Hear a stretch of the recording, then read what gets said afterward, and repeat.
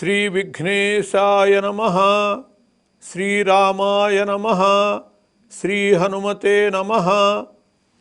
భక్తి ప్రేక్షకులకు స్వాగతం. మనం కార్యసిద్ధిలో ఉన్నాం.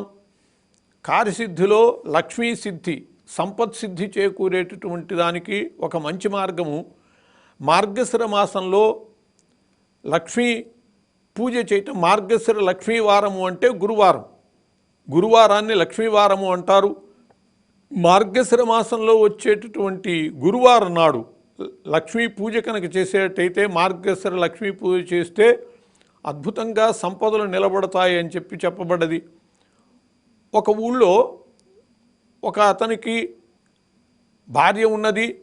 సవతి కూతురు అంటే పెద్ద భార్య పోతే ఆమె కూతురుని పెంచుతూ, ఆ పిల్ల చాలా మంచిది, ఎప్పుడు కూడా లక్ష్మీదేవి బొమ్మని దగ్గర పెట్టుకుని పూజిస్తూ, సవతి తల్లి తన బిడ్డల్ని ఎత్తుకున్నందుకు ఇచ్చేటటువంటి ఆ బెల్లాన్ని లక్ష్మీదేవికి నైవేద్యం పెడుతూ ఉండేది.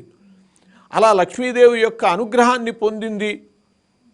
కొన్నాళ్ళయ్యాక పెళ్లి కాగానే ఆ బొమ్మని తీసుకువెళ్ళిపోతే ఈ ఇంటి నుంచి లక్ష్మి వెళ్ళిపోయింది, దరిద్రం చుట్టుకున్నది. ఆ తర్వాత ఎన్నోసార్లు ఆమె సహాయం చేసి వీళ్ళని నిలబెట్టడానికి ప్రయత్నం చేసింది. అయినా కూడా వీళ్ళ దరిద్రభావం పోలేదు.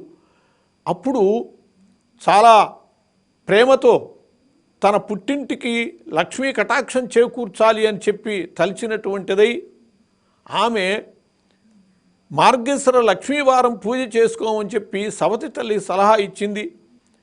కానీ ఆ సవతి తల్లి మార్గశిర లక్ష్మీవారం పూజకు మొదలుపెట్టి ఒక వారము పిల్లలకి అన్నాలు పెడుతూ చద్దన్నం తాను తిన్నది.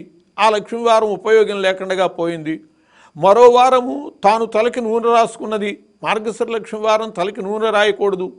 అలా ఆ వారం పోయింది. అట్లా 3 వారాలు వృధా అయిపోయాక 4వ వారం ఇలా అయితే లాభం లేదని చెప్పి తానే వచ్చి తన సవతి తల్లిని చెంగున కట్టుకుని ఏ పనులు కూడా కూడనటువంటి పనులు చేయనివ్వకుండగా అలా మార్గశిర లక్ష్మీ వారం పూజ చేయించి లక్ష్మీ కటాక్షాన్ని ఆమె పొందేటటువంటి మార్గం చేసింది. ఆ తరువాత సిరులు కురిసే ఆ ఇంట సంపదలతో విలసిల్లారు అందరూ కూడా. కాబట్టి మార్గశిర లక్ష్మీవారం, మార్గశిర మాసంలో వచ్చేటటువంటి గురువారం నాడు లక్ష్మీ పూజ చేసేటట్లయితే లక్ష్మీ సిద్ధి ఏర్పడుతుంది, సంపదలు ఏర్పడతాయి అని చెప్పబడ్డది. ఇలా మార్గశిర లక్ష్మీవారం పూజ చేసేటటువంటి విధానంలో చక్కగా పూజా మందిరం అంతా కూడా గోమయంతో అలికి శుద్ధి చేసుకోవాలి. చక్కగా ముగ్గులు వేసుకోవాలి. లక్ష్మీదేవిని ఉంచి ఆమెను పూజించాలి. ఆ పూజా విధానంలో నూనెతో చేసినటువంటి పదార్థాలు ఏవి కూడా నివేదన చేయకూడదు. నూనె లేని పదార్థాలు మాత్రమే అమ్మవారికి నివేదన చేయాలి. అలా కనుక చేసేటట్లయితే తప్పకుండా మార్గశిర లక్ష్మి అనుగ్రహించి వాళ్ళకి సకల సంపదలు చేకూరుతాయి. కాబట్టి మార్గశిర మాసంలో వచ్చేటటువంటి గురువారాలు తలకి నూనె రాసుకోకూడదు, కొన్ని నియమాలు ఉన్నాయి.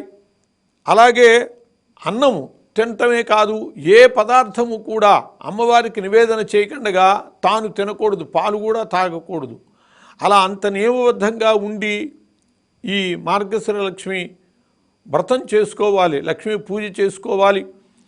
ఉండలేనటువంటి వాళ్ళు కాస్త ముందుగానే పూజా కార్యక్రమాన్ని పూర్తి చేసుకునేటట్లయితే ఆ పూజానంతరం కావలసినటువంటివి స్వీకరించినా ఇబ్బంది లేదు. కాబట్టి నియమాలని పాటిస్తూ చక్కగా ఆ రోజున శిరస్నానం చేయటము, అట్లాగే తలకి నూనె రాసుకోకుండా ఉండటము, ఏమీ తినకుండా ఉండటము, లక్ష్మీదేవికి పూజ చేసి నూనె వేయనటువంటి పదార్థాలని నివేదన చేయటం. అలా ఈ మార్గశిర మాసంలో వచ్చేటటువంటి గురువారం మార్గశిర లక్ష్మీవారం అని చెప్పబడుతుంది. లక్ష్మీదేవికి శుక్రవారం మామూలుగా ఇష్టమైనటువంటిది. శుక్రవార లక్ష్మి అని అంటూ ఉంటాం, కానీ గురువారమే లక్ష్మీవారంగా చెప్పబడుతూ ఉంటుంది. అందులో మార్గశిర మాసాన్ని దృష్టిలో పెట్టుకునే మార్గశిర గురువారాలని మార్గశిర లక్ష్మీవారాలు అని అంటూ ఉంటారు. అట్లా మార్గశిర లక్ష్మీవార పూజ చేయటం ద్వారా లక్ష్మీ కటాక్షాన్ని పొందొచ్చు. సంపదలు కావలసినటువంటి సంపదలన్నీ కూడా సంపాదించుకోవచ్చు. కాబట్టి మార్గశిర మాసంలో వచ్చేటటువంటి గురువారాలన్నీ లక్ష్మీదేవి పూజని చక్కగా నియమబద్ధంగా చేసుకోవటానికి వినియోగించుకోవాలి. స్వస్తి.